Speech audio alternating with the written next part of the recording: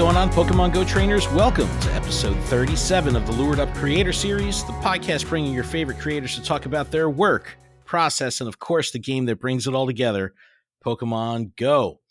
LuredUp is part of the Pokemon Professor Network, and today is Wednesday, August 31st, 2022. I'm your host, Ken Pescatore, and this week I'm excited to be joined by Kriket23. Kriket, welcome to the show. How are you? Hello. Thank you so much for having me. I'm so excited. It's great to see you again. We had a really good time in Seattle, and that was a lot of fun. So it's gonna be fun to have a conversation and get caught up. And we were so focused in Seattle on the game and the what we were doing there. I can't wait to start talking about your content and the process and all that kind of stuff. I think it's going to be really fun to dig into that. So take a moment, introduce yourself, let us know a little bit about yourself and where you're from. Hi, I'm Kriket23. I am an Australian and I play a lot of Pokemon Go. A lot of games, but mostly known for my Pokemon Go and my positive chaos attitude. Everything about me is chaotic, but positive. So yeah, I'm an Aussie girl making my way in town. That's awesome. The chaos, the positive chaos is probably the greatest thing ever, because it's completely accurate, right? Because anytime I watch your content, it is just absolutely bananas. But two, it's delivered in a way that no matter what, even if you have no idea what the heck is going on, it's just like, all right, I'm smiling. I don't necessarily know why, but I am. That's just my life and everything. A trip to the grocery store, it's chaotic, but you're like laughing and like, oh, okay, cool. None of that. Let's find something else. Hello, random person. Yeah. that's just me and everything. Nice. Well, let's start at the beginning. When were you first introduced to Pokemon? When did you kind of first hear about the franchise, and how did that relationship with Pokemon start? And fast forward to however long it's been to the present day, how has that changed over the years? Okay, so Pokemon growing up, like you always knew about it, and the anime series it was on the Cartoon Network, like it was on the telly, so you'd watch it before school or stuff like that. Then I geology did study, went to the middle of nowhere, completely shut off from the world, didn't know anything about anything. I didn't even know that like what Facebook was for enough amount of time. So came back, left the being a geologist, came back, and in 2016 a friend was like, hey, did you know about this game? There's a new game called Pokemon. I think you'd like it. I think it'll get you outside. You like being outside, you like looking at things and doing stuff. Won't you have a look at it? Downloaded Pokemon Go, and just when you got your starters, the first starter that I saw was Bulbasaur, and I love Bulbasaur. Bulbasaur's my baby, and it ran away, and I freaked out and caught the next one, which was Charmander. And then after that, I heard that if you walked around for a bit, you would eventually get a Pikachu. Yes. And I was like, oh, man, I've got to walk around. So I started I had Pokemon Go as my first real introduction. Like, you watch a cartoon, and that's cool. But actually like, oh, look, Pikachu does like more fun stuff. And there's other Pokemon and there's other things to do, other aspects to the world of Pokemon. I learned it all through Pokemon Go. It was my first Pokemon game, my first Pokemon everything. I love that. It's amazing. Well, I think that's an interesting way to kind of get introduced to the franchise, because it's a different timeline than most people that have learned about the game, where it's the way that the generations rolled out initially was over a much longer period of time. So with Pokemon Go, you get a lot of it really fast. We're almost caught up. Now they're jumping time. So it's like the timelines are all over the place.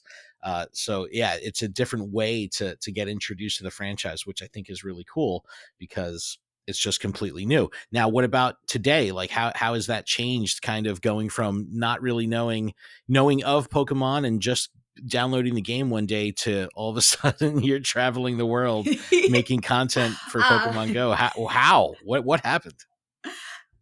Okay, so how is the with the Pokemon stuff and not knowing the game or like not knowing all the characters? That's almost the same. Like, I haven't played any of the main. Like, I've only just this year started playing the main series games through my Twitch channel and with my Twitch community and my game community.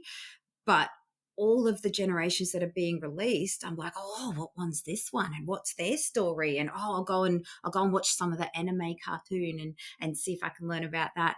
And then how did that go to traveling the world? Oh my goodness. Well, I I love I love being a storyteller. I am a storyteller at heart, and there's a couple of reasons why I picked up my camera. Uh, Two really prominent reasons. My auntie has epilepsy. It really impacts her quality of life. And I moved states before I picked up my camera and decided I wanted to make content. I had moved states and I used to play Pokemon Go with my auntie. And when she was out in public, people would stare at her and it would upset her. It would give her anxiety being out in public. And, she's a grown-up woman and she's fine. She'll go outside and go to the shop. But when she has seizures or even smaller seizures in public, people stare. And it's really kind of like, it'll make anyone uncomfortable. So Sure. I introduced her to Pokemon Go, and so she wouldn't be paying attention to people looking at her if she had a small seizure or something like that, and she was in the shops and let's say at a newsagent buying a lotto ticket, her body freezes and she shakes and she can't do anything until she comes back to. She would have a Pokemon and she'd just go, oh, did I catch the Pokemon? So it took her mind off what other people were thinking and that negative onlook, oh my God, what's happening over there? And it just made things a lot more positive and being outside a bit more of a positive experience for her. And then I moved, and so I couldn't play along with her. And the thing about epilepsy is that it affects your memory. It affects your brain, but it affects your memory in a way that she has no short-term memory. So I would teach her things every day over and over and over until eventually it passed into her next level of memory and she could remember on her own. So she couldn't do that because I wasn't there. No one else was around to play the game or to play it with her. So I'd moved states. I was lonely. Brand new state, didn't grow up here, didn't go to school here, had no friends. Wanted to find my people that liked me, people that can speak cricket and handle the chaos and laugh about it. So I thought, you know what, Auntie, what if I made you a video? I'm going to send you a video and watch that, and then you can keep playing Pokemon Go. So I did a trial episode where I filmed myself, which nobody's seen ever yet. My very first episode that I ever filmed, it's edited and finished, but I decided not to publish it. I decided to save it for like 5 years' time or something to go, hey, this is where I started. It's like the pilot episode. It's the pilot episode. Yes. I filmed a pilot episode. I sent it up to my mom and my auntie, and my auntie watched it and she was like, oh, wow. So can I get that as well if I do this? And I'm like, yes. And then my auntie could rewatch it and rewatch it and rewatch it. And then she was starting to learn the language and do things on her own. And so I was like, cool. That was really positive.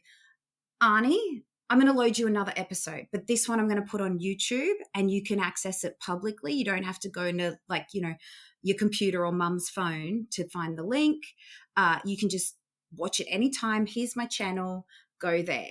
And it just simply started out as I want to educate, inspire, and find my people and have friendships, and have people to talk to, have people to play games with, and not be so lonely. Like, it's just someone to talk to, a common ground where you go, hey, I'm Kriket and I like Pokemon and fun things. Do you like fun things? Okay, now we're best friends. Like, find that energy. That I got to say, that's probably the most unique path to creation that I've heard of any creator that I've spoken with, which I think is fascinating because one, it's just inherently unique, but also that it's rooted in this just completely loving, caring place that is just like, I don't know, it's just so different.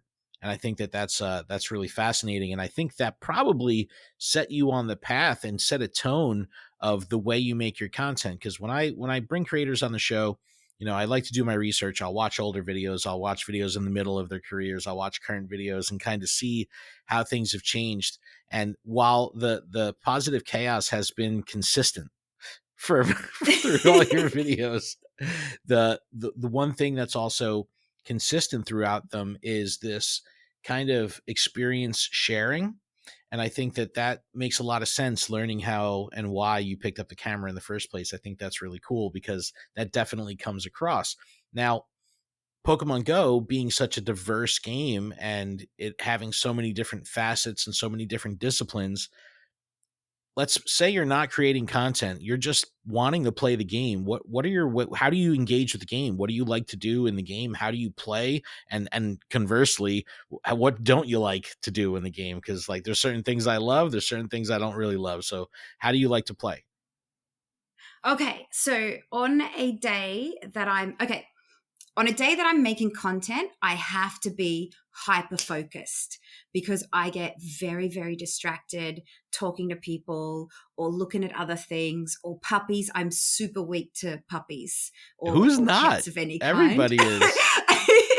So on a content creation day, and a lot of my content as well, everything like I'm not motivated by if I do this, this will be like people will click this and I'll get views. I'm more motivated by I want to make something that people feel good about, something that it inspires them to do better, be better, think better, treat themselves better. How can I make their experience of this 15, 20 minutes joyful?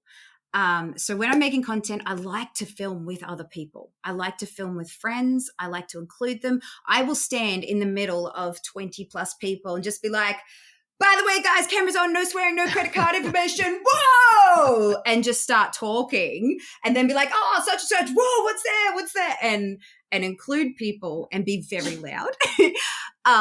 So I get more into that side, the interacting with the others and what have you got? Oh, can I tap your egg or can I tap this one? Like I want to play their games and I forget about my own.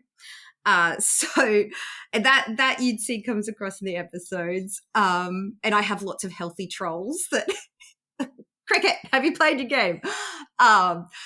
Off camera when I'm playing the game, it's pretty much the same thing with way more talking and way more food eating and a lot less transferring and a lot more talking through the anxiety of transferring Pokemon or letting things go.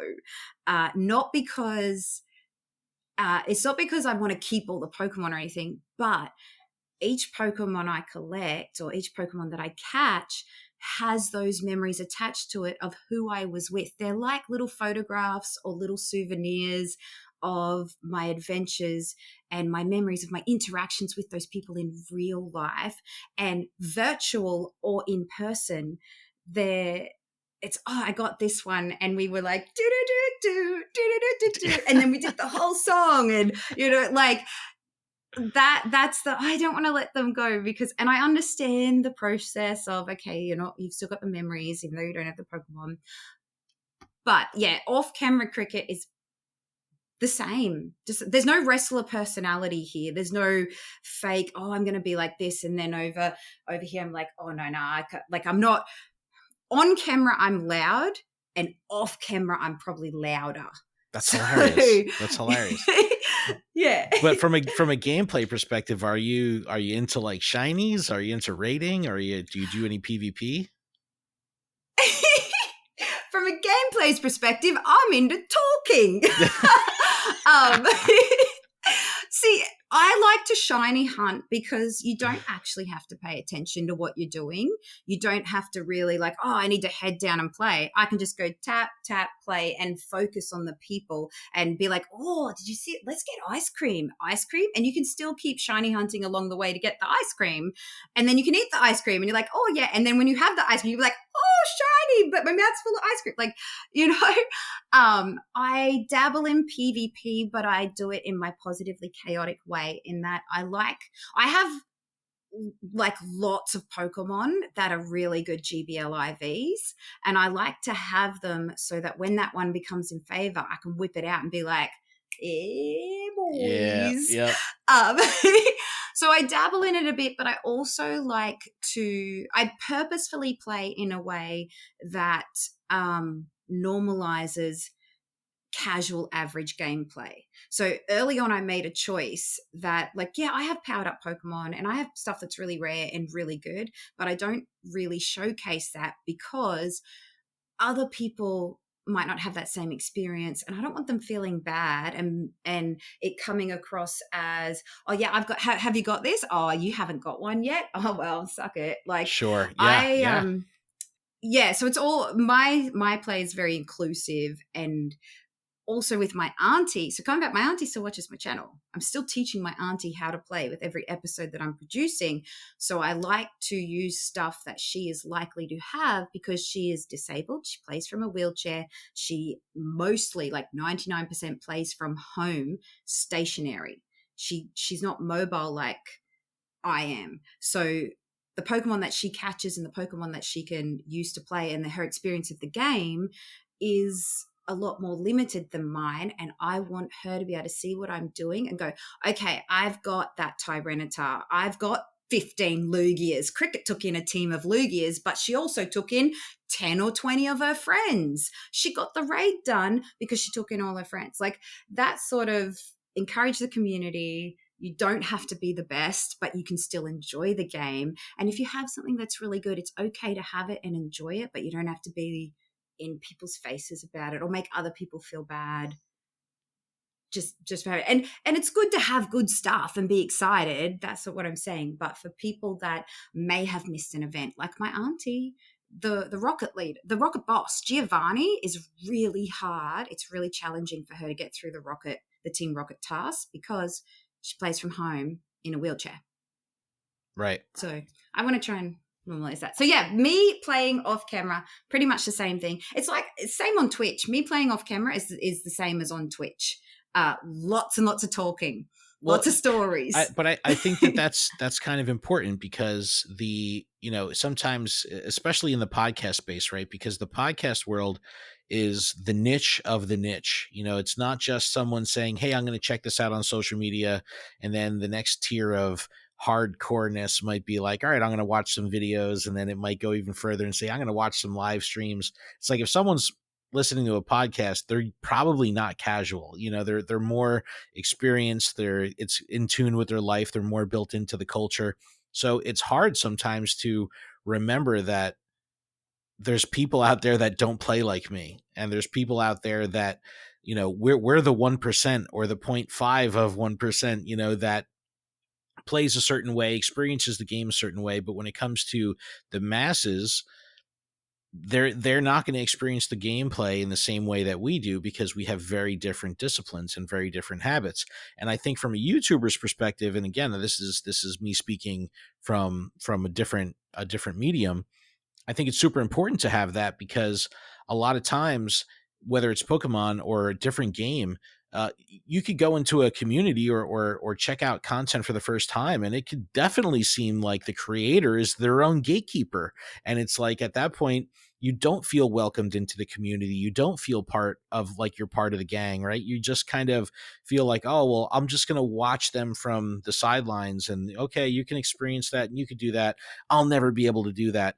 And that's difficult to be able to create and say, hey, I'm going to try to find that middle ground where we can all experience the game in our own way, but we're all going to be able to do this together and share the experience as a whole, even though we're experiencing different things in the game. And I think you nail that. I think that that's something that, comes across really well because of your attitude and because of the happiness and the positivity that, yeah, it's almost, I don't want to say it's secondary, but it's almost secondary to the experience of just having fun and kind of, hanging out, which, like you were saying about Seattle, that's what it was all about, right? Getting the band back together, right? Everyone was kind of all together and hanging out, and that Yes. creates this secret sauce. That's like this magic that, sure, you could do remote raids and you could have Zoom calls and all that fun stuff, but there's nothing like that energy and that magic that happens when not only a small group is together, but when you have like thousands, tens of thousands of people together, it just creates this incredible vibe that you cannot replicate in Yes. content. So Yes. taking And that's bite-sized pieces of that's that is really exciting. and that's really important to me. So we were in the Sydney Botanical Gardens on the weekend for the Go Fest finale.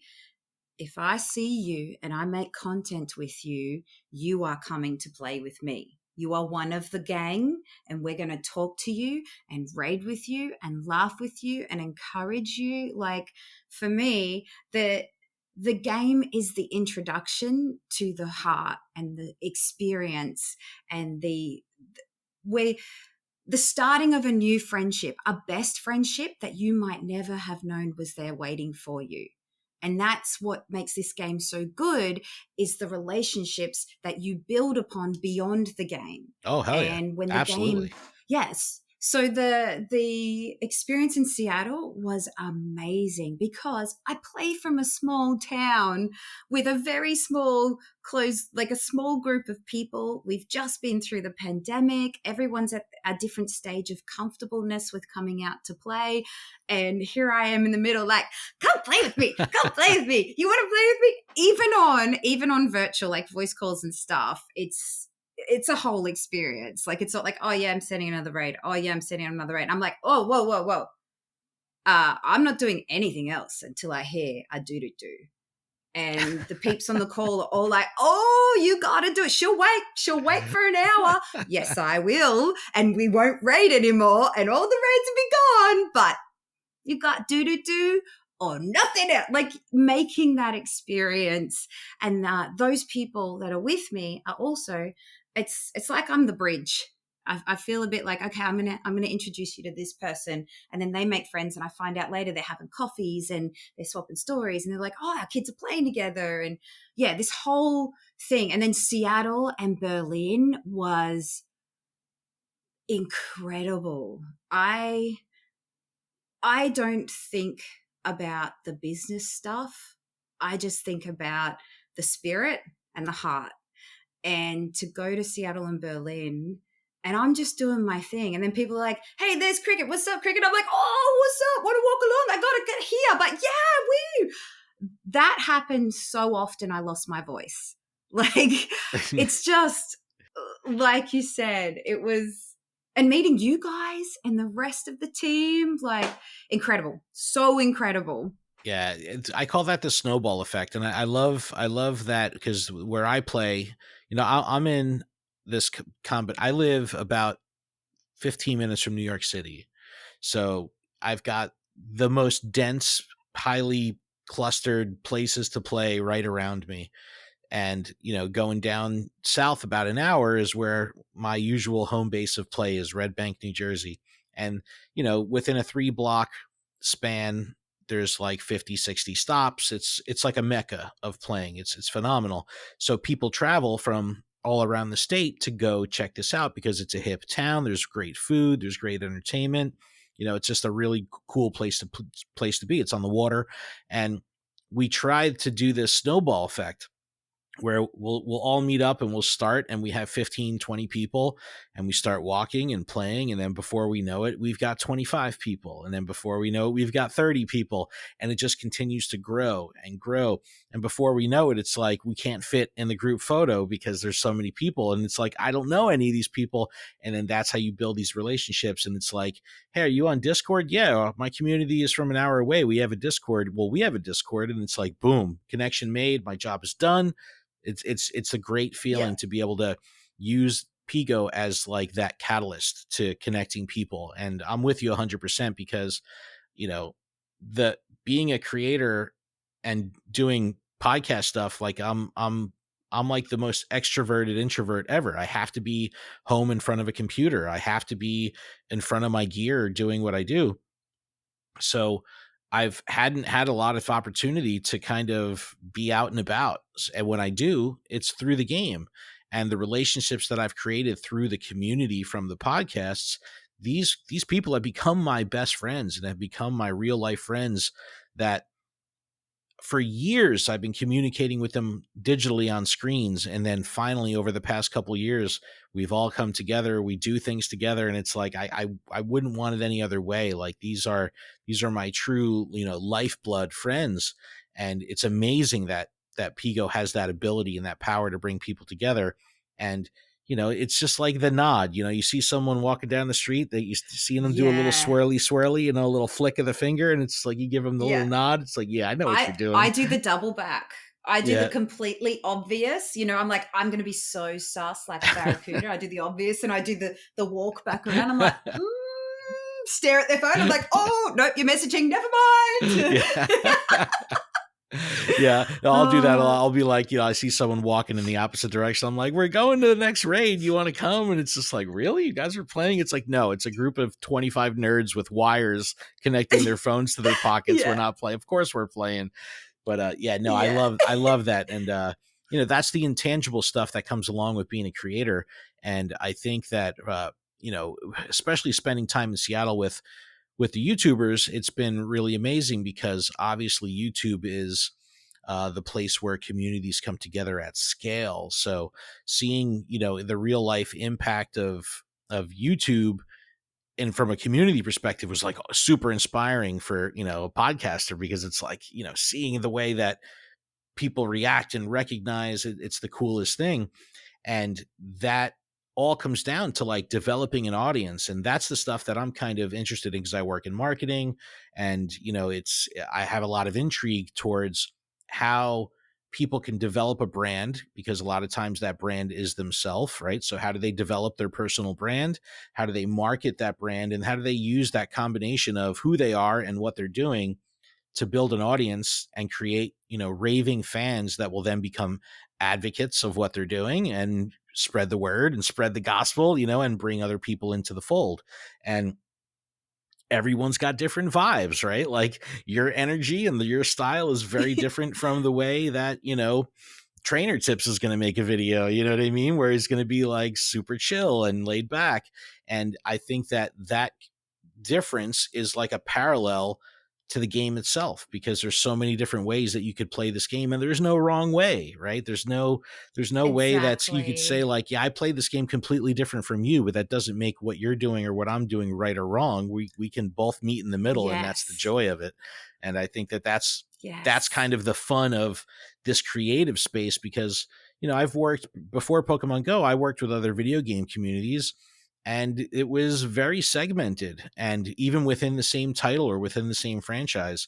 So it's really cool to see in Pokemon Go that you have all these different disciplines and all these different ways to play, yet everyone's still playing on the same game board. It's very, very cool. I absolutely love it. It's what a time to be alive, right? What a time what a time to be a creator. It's It's it's exciting. It's good what a stuff. time to travel the world. Oh Like, man, my that was, dude. goodness. Seattle was so good. Seattle was so good.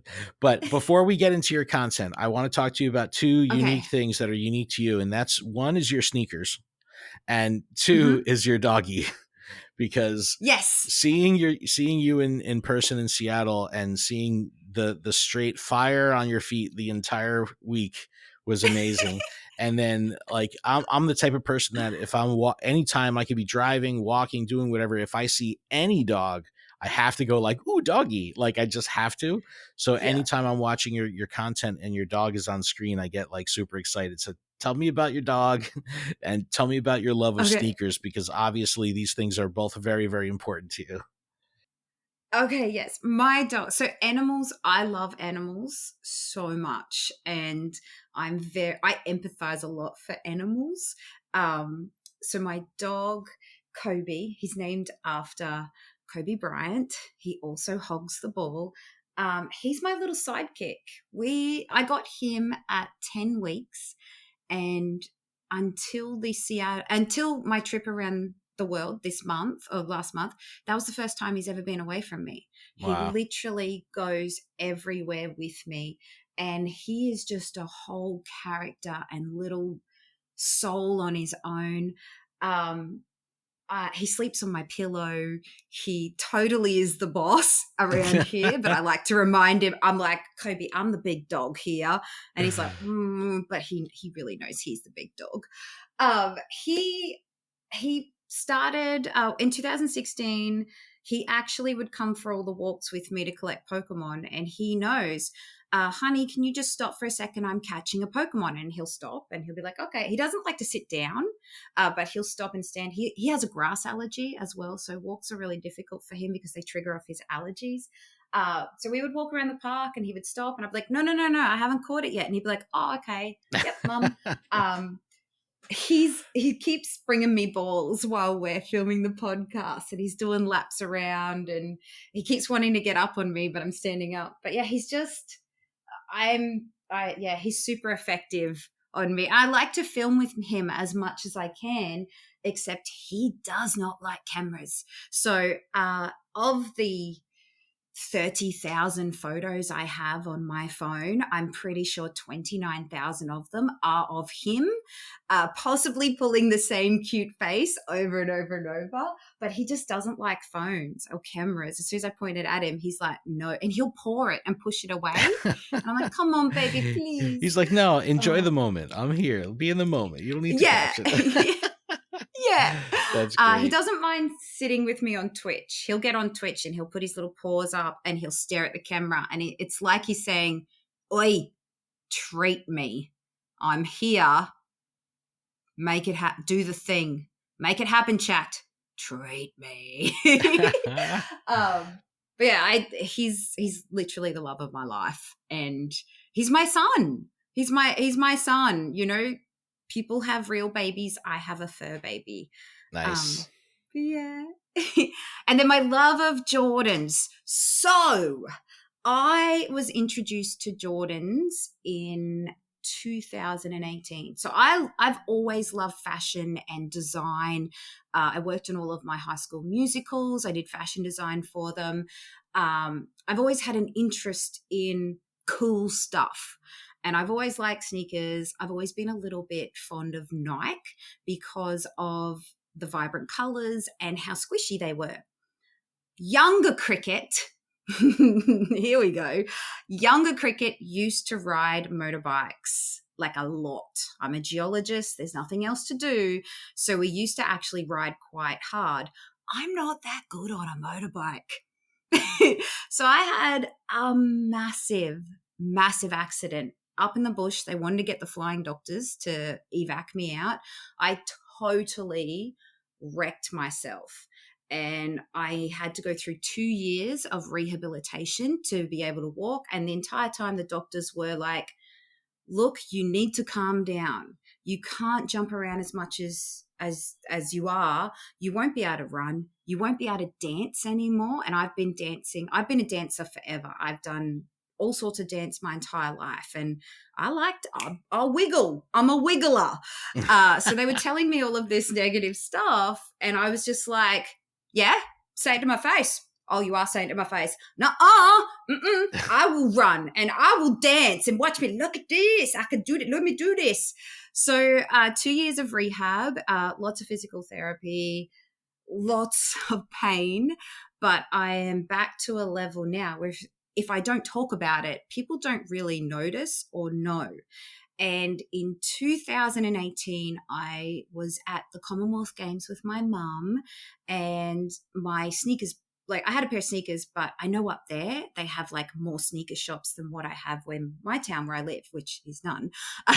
So we went to the factory outlets, and a friend of mine was like, hey, Crick, ask them if they got any Jordans out the back, because Jordans in Australia off the shelf are exceptionally rare to find. Like a lot of sneakers that I get myself for my collection, I actually have to buy them online and get them shipped over, usually from the Netherlands.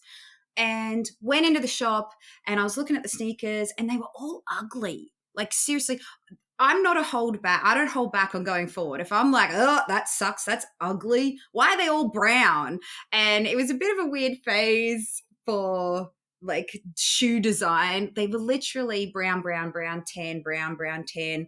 I was just like, dude, where's the pretty stuff? Where's the fun colors? And my friend had said, ask him where's the Jordans. I'm like, look, where are your Jordans? And the shop assistant was like, oh, you want the good stuff. And I was like, hit me. What have you got in basketball sneakers?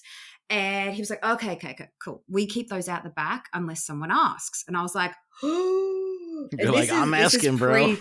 yeah, I'm like, bring me everything you have that is out the back. Have money, will pay, waving my wand. I'm like, I got cash. So they brought out like a whole heap of different sneakers, a whole heap of different pairs of Jordans, some KDs, no LeBrons. I didn't wear LeBrons. I resisted on the LeBrons for a few years and then I succumbed and they're amazing. First pair of Jordans, I ended up buying 2 pairs from this store. I brought the Fly Knit, they're cross trainer Jordan. They're the bright blue ones and I wrecked them wearing in the rain. So they're my mud, rain, get dirty, when everything sucks Jordans, and I basically killed them. And I regret this, but what is done is done. The other pair of Jordans that I got on this day are the Jordan 32 limited Gatorade edition Be Like Mike's. And they're so freaking rare and they're so hot. They have little Gatorade bottles on as the sneaker hold, as a lace holder on the sneaker. It actually says Be Like Mike. They're in Gatorade colors. They're beautiful. It's the lows. I have learned, like personally, because of my accident, I prefer a high top sneaker. I just feel more secure in my ankle and I like a lot of sponge. I like a lot of bounce because I'm a bouncy person. You're videoing at the moment. I don't stop moving. So my Be Like Mike's, I bought them. I was just like, damn, this is like walking on clouds. And I said to both my friend, I was like, wow, these are cool. And my friend lost their bananas. They were like, Kriket, honey, are you going to wear those outside? And I'm like, oh, I don't really want to get them dirty just yet. I'm going to bring them home and I'll wear the blue ones. So I was wearing the blue ones out. And then I was like, oh, cool. I'll just see, Be Like Mike, looked it up.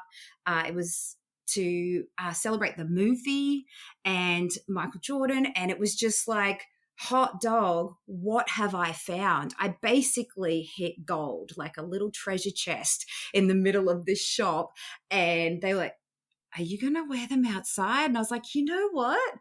I don't know if I can now because they're so cool. And then they're so comfy and they're so cool that just triggered the beast. And now I have I don't like saying how many pairs I have because a lot of them are collectibles and people would be like, holy damn, Kriket, what are you doing? But I have a lot of super cool Jordans. Each of them has a individual story. Each of them has an individual Kriket story behind them, an emotional attachment to them as to why or why not I would wear them outside or where I would wear them to. They have their own design, style, story. They're all inspired by a particular player and what that player was doing at that moment in time. I feel like this all relates back to the geology, right? Like I'm a geologist. Geology is history of the earth, and you're looking at an oil painting, but of the earth and the ground. Sneakers are like little capsules of history for basketball players and fashion and design. And honestly, how far my Jordan 32s to my 36s, the changes and the comfort and the way they feel and how I wear them, and my LeBrons and all of my other sneakers, yeah, it's a whole journey of history on its own. And I am just completely in love with it. And I can't keep up with my addiction. And one thing that I really want to share with people, because on Twitch was where I started telling people about my sneakers and why I like them and why I actually, when I wear good sneakers, I can't wear thongs all day. If I wear thongs all day and played pogo, I'd be limping and in a lot of pain. My hip would just be atrocious, my back, all of it. And I'd feel like I'd just been hit by a truck. when I wear my Jordans and my LeBrons, I can walk and bounce and run and jump around and be me all day. And yeah, I got to make sure, I got to do a few stretches and blow off a bit of dust here or there on a joint. But I can do that day after day after day, as long as I got good quality footwear and as long as I start at the base and build it up, I can just do my thing without pain, without like any of that. And I can keep walking and go further. And it just makes such a difference to my life. And so it's always, I had one person be like, oh, yeah, I've hurt my ankle and I've hurt myself before, but I don't need $200 sneakers to keep going. And I'm like, and that's the difference. I do. I want that technology on my feet. and now you're in deep, right? Now there's no way out. Now so deep. That's awesome. Yeah, that's great. I love them. I follow players because of their sneakers. Whenever the NBA All-Star games are on, I am on sneaker cam. I'm like, oh, what are they? And trying to look up when are they coming out or if they've been released. Have I missed it? What's happening? But yeah, so I started sharing my sneakers and all of those aspects. Who designed them? Why? What materials? How they feel? Would these be right for you? Because it's like cars. If you got a suspension system in your car and you're towing horse trailers, you want a different one to if you're just putting your dog in the back and playing frisbee. So not every sneaker is going to be right for every person's build or purpose. So I started talking about this stuff over on Twitch and people were like, hey, Kriket, can you help me find a pair of sneakers? I'm like, yep, what's your budget? What do you want it for? What's your weight? Tell me some descriptors and I'll give you some suggestions.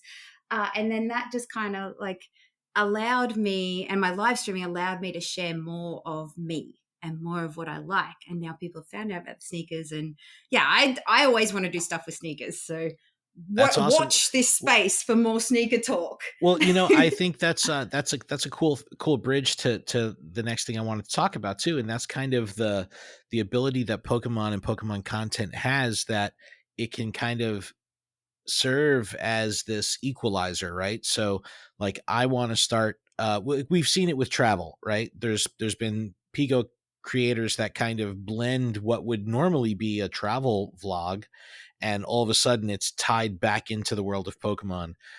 There could be something where it's more like a friendship vlog, or just like a travel, but kind of like like an adventure kind of thing, but it's rooted in Pokemon Go.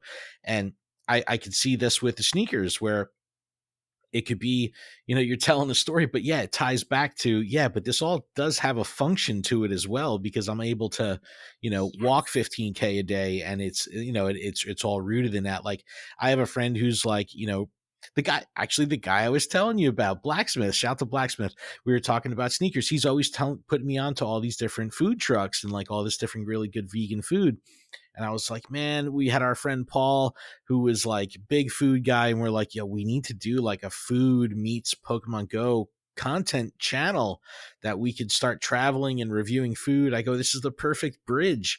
And we just never did it. But like hearing stories like this, it's like, man, this is what we missed the calling. It's like, we gotta get back on that, because that would be, it is such a cool bridge where, yeah, you got to remember all these Pokemon Go trainers, we're still just trainers, right? We still have like lives and do things outside of Pokemon Go, believe it or not. And it's like, so when you could find something to tie that together, it's like, all right, yeah, Pokemon Go is the glue.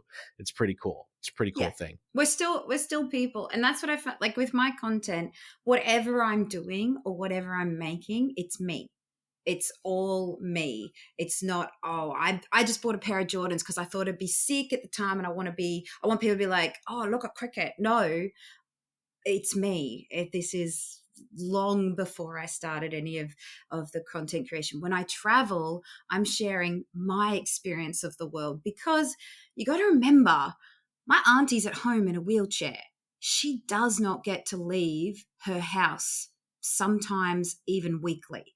So my gum wall episode, when I went to the gum wall, that was a lot more gum wall it's disgusting. That was a lot more gunwale, because when I'm traveling the world, I remember she's traveling with me. She cannot travel on a plane because of her epilepsy. She's not the only person in the world that has these limitations on her life, yet desires to see the rest of the world or desires to experience other Sure. things. So I'm like, Arnie, let me bring them to you, sweetie. And so with those videos, I don't care. I don't care if they get bulk views or no views. That's not what I'm about. It's that I know that on the other side of that screen, on the other side of my camera, there are people there going, wow, I never would have been able to experience this if I wasn't here watching this now. Thanks for going to the effort. Yeah, no, So, I think that's like kind of what allows content for the viewer to feel transparent and to feel organic, right? Because especially with podcasting, if someone's putting on an act or like not being themselves, like you're gonna see through that immediately, like. And the same thing with YouTube. When I'm watching content and something seems forced or something seems unnatural, it's like, nah, dude, you're hamming it up for the camera, or you're really mhm, reaching. So when you have this organic content that you're doing it from a place of love or a place of creativity, that comes across really strong. And that's typically when you're going to get the most realistic feeling content. And with my content, I want the people that are consuming it to feel like they're here in the room, that we're all hanging out together. We're kind of have this yes, vibe. So when you have that real life vibe, it's a lot easier for them to have that immersion, like they're part of the gang, yes, like they're part of the group. And if you break that, if you break that kind of that wall of trust, or that wall of like being real, it gets all lost and it becomes muddy, and then it's harder for them to like, mhm. really connect on that level. But speaking of your content and how, the goals of what you do, what's the preparation for your content like what do you do to when you set out before you make the piece of content? Do you have like a plan? Do you have like an idea? Do you, I mean, I can't imagine Cricket drawing up some storyboards or anything like that. But what's your process like? Do you just like press record and go for it? Like, what's the deal? I'm laughing because you're like, Cricket, what's your preparation style? To make sure the Well, battery's I, charged. yeah, put battery in camera. Make sure have charged external battery pack in case I forgot to charge phone. Make sure dog has water and food before leaving the house and has toileted.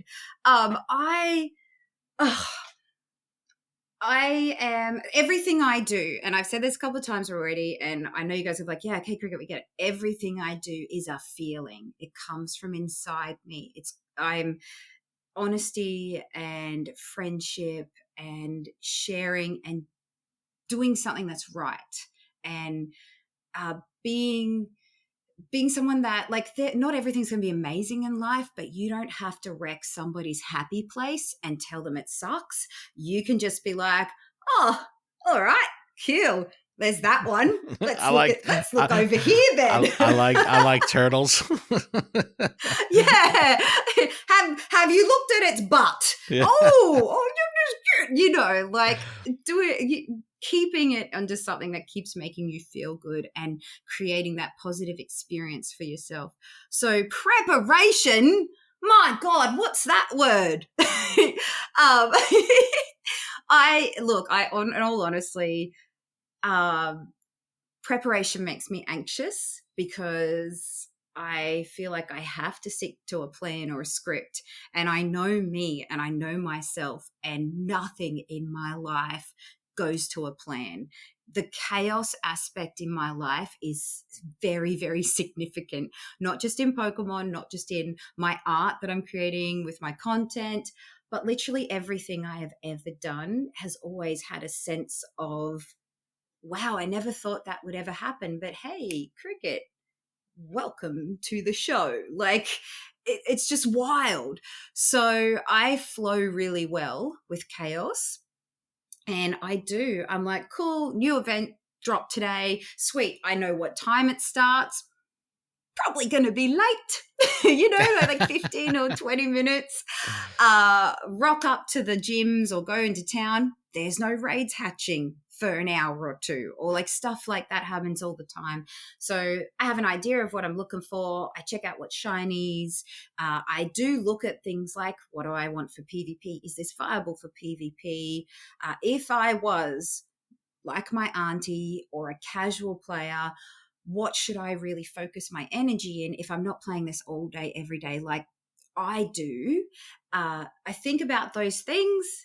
Then I get myself to where I'm going to film and I put my camera on and I'm like, what's up? Let's go, boom, boom. Let's get some things real cute. And I try not to talk too much because I can talk and talk and talk and talk and talk because I'll start a story and then like, whoa, hold on, we got to go to this story and then come back to that story and then there's another story.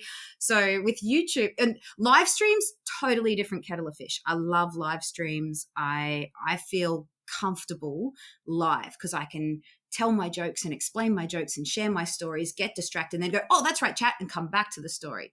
YouTube, you can't. The attention span on YouTube is so very, very small that I talk a lot for YouTube.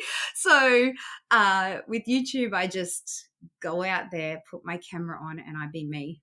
And live streams, at the very start, I used to kind of try and control and cut out my Krikitisms. So the silly stuff. I laugh at myself all the time.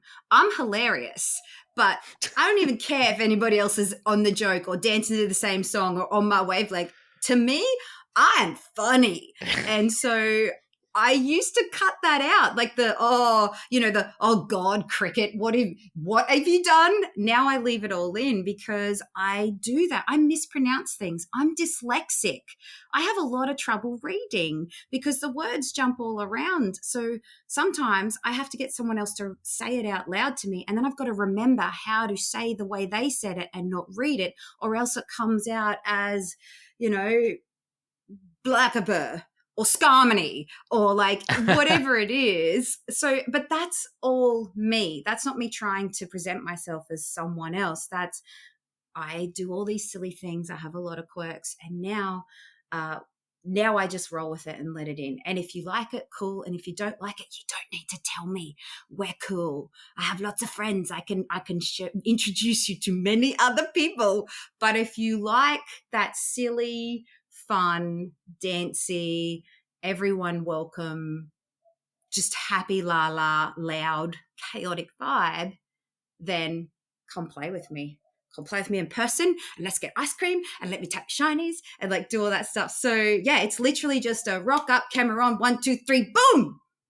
That's awesome. That's awesome. Well, with that being said, then what's the post-production process like? I mean, I'd imagine, are you filming like horrible. These long stretches? What's it like so trying horrible. to like edit yourself down to like a reasonable amount of time? Exactly. And that's exactly why my content takes longer for me to edit. And my editing process is quite long. And I've been doing this for 3 years with Pogo and making videos. And I'm still finding my workflow to make the editing easier so I can produce more content more often and quicker and all of those good things that YouTube loves. Yeah. But also I've got to work with me.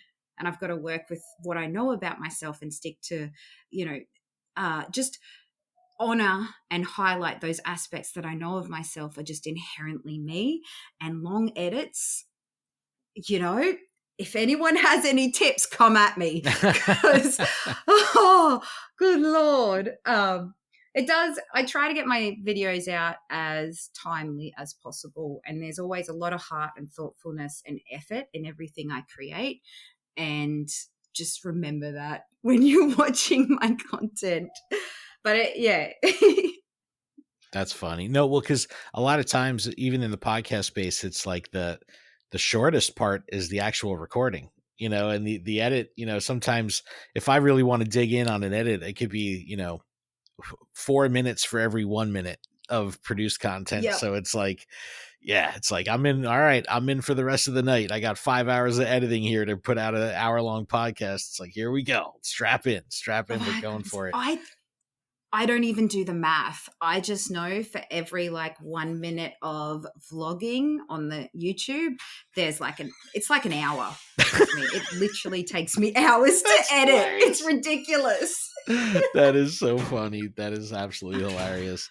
Oh my goodness. Well, as we're winding, right? Because we gotta, I feel Mhm, like we could have a just continue the conversation for the rest of the night. And it would be hilarious. But as we're kind of winding down here, a couple technical things I always like to ask creators is the gear that you're using. How important is mhm. that to you? What are you using? And when you first started and you did your first video, your pilot episode, how has your gear kind of changed over time? And how has your understanding and knowledge of the tech behind creating content changed? And is that something that you actively have to continue pursuing? Because a lot of this technology is moving so quickly, a lot of the gear moves so quickly. So what's it like having to be, the video content is probably the most quickly moving as far as upgrading technology and things like that. So how is it like working in that kind of space where you have to be this hyper aware of what's going on from the tech side? Like what are you using right now to shoot? Okay, so with the tech stuff, yeah, that's a learning curve and a half. I started with a Canon M50, which I saved up for and got. iPhone, my filming phone, my screen record phone has always been iPhones, and yeah, I buy a new iPhone, the latest model in the plus size with the biggest data storage I can every 2 years.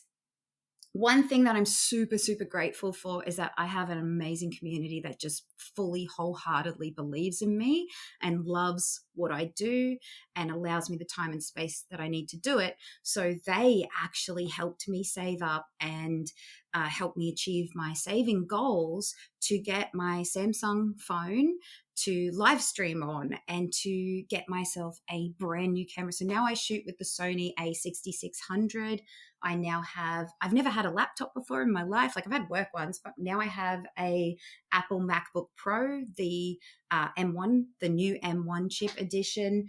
So the technology that like I've had to really be smart with my savings, and the technology that I started with, I was editing on iMovie on a 2013 old iMac, which literally I exhausted. It died on me, and I used to edit on this like it was so clunky. And now I'm editing on this ultra fast laptop with Final Cut Pro and learning Final Cut Pro still, and all the different tweaks and things you can do in it. um I'm at the point where I need to upgrade my Samsung live streaming phone again because it's getting slow and it does weird stuff, and it's time to move it along. So yeah, the technology space, it's very expensive. Um, for anyone that wanted to get into it, I'd say start with two phones and go to a live streaming platform, because the vlogging and carrying a vlogging camera around. The other thing with vlogging cameras is I don't know why, but with me, it might be a blonde female thing. It might be that I'm just too loud and happy, but people like to approach me and like touch and get What? in things. Yeah. And my vlogging camera and my phone, like, I'm wearing Jordans. I've got my limited edition, super exclusive Pikachu backpack. I've got two phones. Like, I got some stuff on me, and you want to come up and get in my face and talk to me. I'm like, no, you cannot see my camera. No, this is my job and my livelihood. Oh no, darling. But yeah, the technology space, do the best you can with what you've got. And seriously, you can film on an iPhone or a Pixel or a Samsung or whatever phone you've got that does video. So hold that in front of you and start there and see if you like it and see what voice you find. And when you find your authentic voice, and if it works for you and if you enjoy it, even if you get no views, if you enjoy it and it brings you happiness, then that's what matters. That's what matters most out of everything. So yeah, technology. Oh God, I don't even know what to get next. So maybe I should hit you up. Hey, what's cool? That's fun. No, that's great. I think I agree with you wholeheartedly. The it's when it comes to creating the content, it's the most important thing is just getting it up and out, right? And sometimes there are a lot of the roadblocks that people have into getting their creative mojo out into the world is they kind of feel restrained by the tech that they have or by the gear that they have. And even in the podcasting space, it's one of the most accessible mediums there is. But, there's, I mean, when you look at like the gear that I have here and the mics that I'm using, and like these aren't entry level. It's not entry level gear. However, the entry level gear can be your phone. Like you can literally do Yep. very strong, very good quality stuff simply with your phone and the earbuds that it comes with, the wired earbuds from an iPhone. Like you can get, like I've watched TikTok videos of people like singing, belting, beautiful pipes on them singing, and they're literally holding out their iPhone microphone. And it's like, how does that microphone sound so good? Why do I have this like, $1,000 mic and all this crazy stuff when it's like these people are singing like full blast into this little mic and it sounds amazing. But Kriket, thank you so much. This was so much fun. This was a blast. Thank you so so much much fun. for having me. No, this was really cool. I really look forward to the next time we get to hang in person again. Looking back at a lot of the pictures in Seattle, where it's so funny because I have like these candid shots of like everybody. There was like 40 of us in the room, and it's so funny because I'll be just trying to like take stealth candid shots of everybody, capturing them in their natural environment. And it's like no one's looking at the camera, 40 people just staring off into the ether looking at something, but Kriket's staring at the camera like, hey, like every photo. It's the funniest thing. It's like you're always on point. It was the funniest thing. It's so cute. But no, I absolutely loved it. I thought it was super cool. And Adam definitely wanted me to say hi to you. We all had a really, really good time in Seattle. It was absolutely phenomenal. So, please, of course, everywhere that you can find Kriket is going to be in the description. Please connect with her, follow the channels, do the thing, because this is some really fun and really exciting and good content. And, it's a strong departure from what you might be used to in the space if you haven't seen her content before, which I think is a really healthy thing to experiment and try. So definitely check out the content. But Kriket, please plug away. Where can we find you? Where can we send some traffic your way? Thank you so much. Yes, I'm on YouTube. I'm Kriket23, Kriket on all platforms. I'm on YouTube. I'm on Twitch, Instagram, Twitter. I've got Discord as well. I'm dabbling in the brand new NBA World, baby. So yes. Pokemon is not going anywhere, but I am mixing things up and sharing good, positive chaos across all things. So yeah, YouTube, Twitch, Instagram, Twitter, Patreon, Discord, all of the things. All the things professional content creators have. Yeah. Kriket 23, baby. Is the 23 a Jordan thing? It's not. Is that a happy accident? It is kind of a happy accident. The 23 is my favorite number, and it's always been my favorite number. It's like my favorite color was blue. Now it's purple, but it's still blue. 23 has always been the number that I pick. If it's, you walk up to, okay, which lotto number or bingo number do you like? I always went for 23. So it's a Kriket thing. And then as my journey into basketball and Jordans developed, I was like, oh my God, I'm the GOAT. I'm the GOAT. This is fate. I'm somehow our worlds. Yes, this is meant to be. Jordan 23, Kriket 23. It's a match made in heaven. Yes. Amazing. So funny. But Kriket, thank you so much for coming on the show. We really appreciate it. For everyone else, thank you so much for checking out the show. Please check out PokemonProfessor.com for everything we have going on with the network. Make sure you check out all of our shows, and check out LuredUp.com for everything that we have going on with the LuredUp show. But you can email in for the show proper. It is LuredUp@PokemonProfessor.com. You can leave us a text or a voicemail, 732-835-8639. And if that's it, just keep training, trainers. Kriket, thank you once again for coming on the show. This was a blast. Thank you so, so much. Thank you so much for having me. Thank you to everybody for listening to me. More stories. Call me up. All right, everyone. Take care. We'll see you next time. Bye-bye.